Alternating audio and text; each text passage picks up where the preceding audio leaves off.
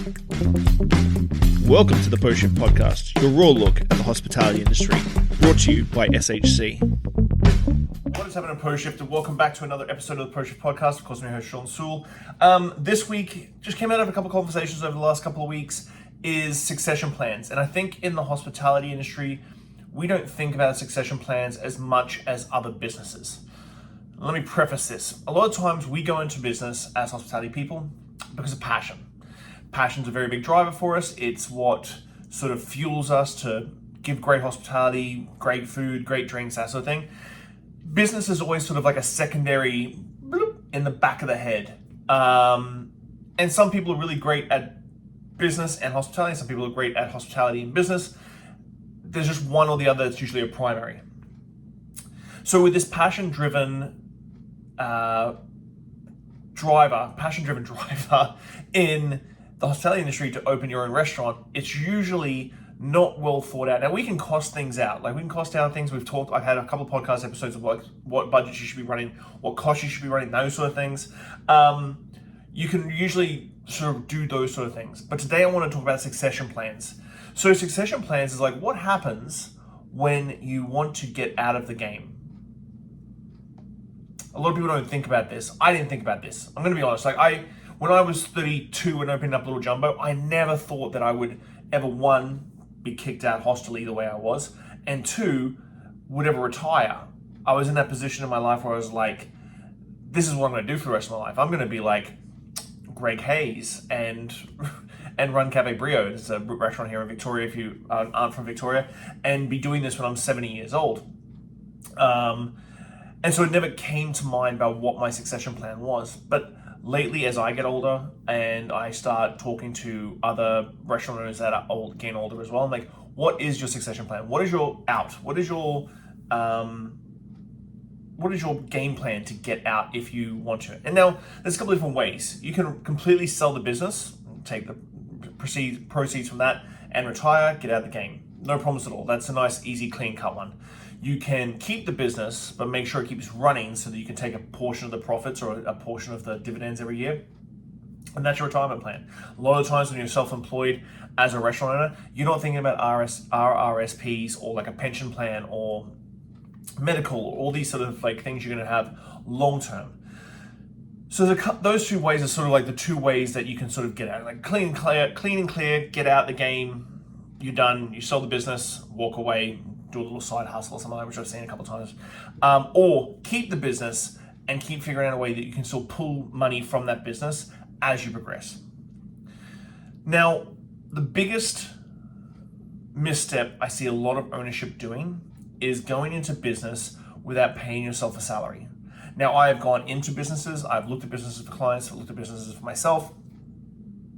And the biggest issue I find is like when I start doing some forensic analysis on their P&Ls, that they're not paying themselves. So if you're not paying yourself, and you're just taking profits, then your business isn't actually in the black, because how much you'd have to pay for. If you're walking away with 2% profits at the end of the year, or a portion of that 2%, or a portion of the profits, I should say 2% because that's the usual average, you actually don't have a healthy business, if that makes sense. Your whole business model should be made up of like having a head person, a GM, yourself as the GM. You should pay yourself. Now you don't need to pay yourself like the market rate for being a GM. You can give yourself a slightly reduced rate based on being the GM because it is your own place and you could dip into those profits at the end of the year. But if you don't put that piece of payroll into your P&L, basically your costs are all screwed because you're not building off an actual true payroll. You're building off something that's kind of faux. And that chunk of money that you'd have to pay someone, if you got sick tomorrow, you could not work, you have to pay that person that much money, could bankrupt your business. So you really have to build it off the fact that you have really realistic payroll around you getting paid for what you do. If you're an operational manager, you work in the door, you work in the floor, you're the cleaning person, you organize an event, all these things, you need to get paid. Plain and simple. It needs to be in your P&L. You need to take a payment every 2 months, every 2 weeks, traditionally like just everybody else. I hate seeing people say, oh, I haven't been paid in like 8 months. You can't live like that. That's not a way that your mental health is going to be good for your business and the people that work in your business.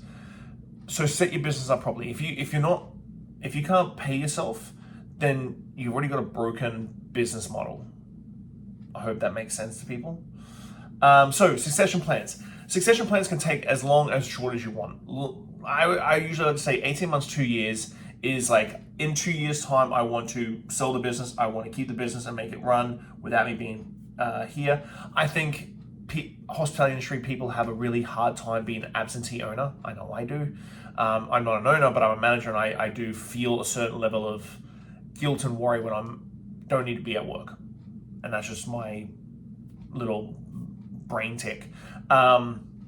But as you get older, there's no reason why you shouldn't be an absentee owner. There's no reason why you shouldn't be able to come into your business, have lunch, see your team, touch tables, kiss babies, and still be the face of it without having to do the 65 hours, 70 hours it takes to be an owner in the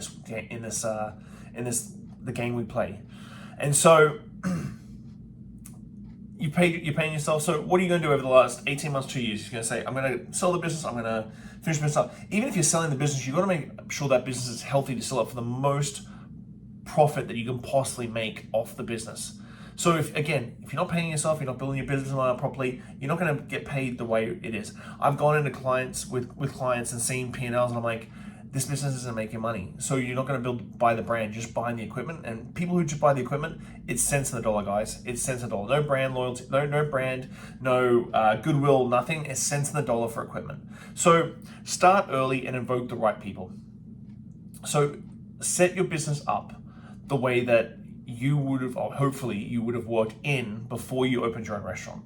Have a GM, like someone that you can be starting to train up on being the general manager for the restaurant and doing what you do. That's a very important thing. Sometimes it's a little bit hesitant as an owner that you don't want to show people what you do because then you feel like completely negate, but show someone what you do. So invoke the right people. So that the right people also include your accountant, a lawyer, and start explaining to them, like, I want to, in 2 years' time, sell my business, roll it over, step away from my business, that sort of thing. If you truly want to be successful, you should be setting your business up to be successful without you being there. Identify and train the successors, and identify the people that are going to be the person who would be maybe not just the GM, maybe the bar manager, maybe a floor supervisor, and start working with these people. And this could take 6 to 12 months to get them to a stage where they can spread the load of your workload over 3 people. A lot of times as owners, we take massive sacrifices, and those sacrifices allow us to do a lot more than the normal person does. So giving your duties over 2 to 3 people makes complete sense, because usually it sometimes takes 2 to 3 people to do your job, because you're doing like cleaning and accounting and liquor runs and all these other things, that myriad of things that ownership has to do. Establish a clear timeline. So what you want to do is you say, okay, let's say now, 2025. So let's say January 2027, I'm going to sell the business, or I'm going to transition out of the business. Where are my KPIs over this next 18 months, 2 years? GM hired and trained, done. Floor supervisor hired, trained, or promoted within, done. Accounting, all dialed in, nice and tight. Your profit and losses statements are looking really, really healthy. You're making good, you got good cash flow. All these little accounting things. Lawyer, okay, lawyer, how are we going to do a succession plan? If someone wants to buy the business tomorrow, how do we make that happen? If we want to work our way out and maybe give some profit share over to, or ownership over to, the GM and the head chef. I haven't really talked about the kitchen in this one. This is another way that you can keep the people that you have that are really, really solid, engaged and want to be part of the business, while giving them a little cut of your business. If you step away and they still look after your business as well, if not better than what you do, you're going to make more money. Focus on documentation and SOPs. Standard operating procedures are one thing that gets missed a ton in independent restaurants. It's just not something we sort of like look at franchise restaurants, your Moxies, your Milestones, that sort of thing, and like they got a binder like this big of SOPs, and you're just like, that seems unnecessary. But what an SOP does is allows any staff member any staff member that gets hired, front or back of house, to know exactly where they stand. So having a corporate structure and like a table of like who's at top, who do you answer to, and the flow chart up to who they have to talk to get to certain things. So dishwasher talks to the sous chef. Barback talks to the bar manager, so on and so forth. And this SOP sets up your whole business to sort of have, if someone walks into your business tomorrow, the one thing that franchises do really well, if someone walks into brand new your business, you get given the SOP, you get given a document that's a sort of a short form version, you get given a test, and it's like, okay, you know exactly where you stand, exactly how this place runs, just from this document. And I get we do this a lot verbally when we're doing training, and the verbal nature of what we do is very consistent with hospitality people, but you're going to take your hospitality hat off and put your business corporate hat on and think about how a corporate structured business would do this. Like we can smirk at big business, but big business and franchises do things right. Seems a little bit overkill, but at the time, it is overkill at the time. But then when you hire someone else and you go, here is our SOP for how to answer the phone. Here's our SOP for how to welcome people at the door. Here's our SOP on our sequence of service. These are all little things that people just in the independent world don't really look at as heavily as they do outside. And then consider the financial and legal aspects.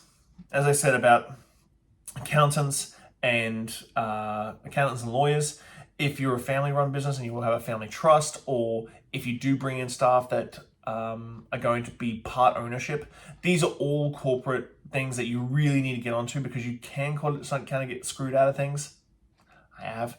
And you really need the accounting and legal side of things to really round things out really nicely so that everybody wins. I love triangles. I always say that triangle is the best example of everything. And every side of the triangle has to be equal between you, your employees, and the other ownership. So if that triangle loses a side or like gets bigger on one side, it means that someone is benefiting and someone is losing.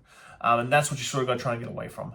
So these are the sort of 5 steps you need to do for succession planning. Succession planning, I think not enough people think about, and is if you're getting a little bit older in your business and you're looking at like what are my next steps? I'm doing this. You get sort of caught in the forest and the trees. This is the big thing, that if you really want to like have a good succession plan, have a healthy business to either sell or walk away from, but still own, these are the steps that you need to take. So a little bit deeper this week, guys. So as always, thank you so much for watching. I really appreciate you all. Hope you have a good week. See you soon. Thanks for listening, Pose Shifters. Well, I hope you enjoyed that episode. I really enjoy sitting down with friends and peers and just chatting about the industry and getting down to the nuts and bolts of what's really going on out there. Make sure you like, subscribe, comment, everything on all the platforms. Just hit it up and I'll do my best to answer any queries or questions you have. I'll see you next week, guys. Bye.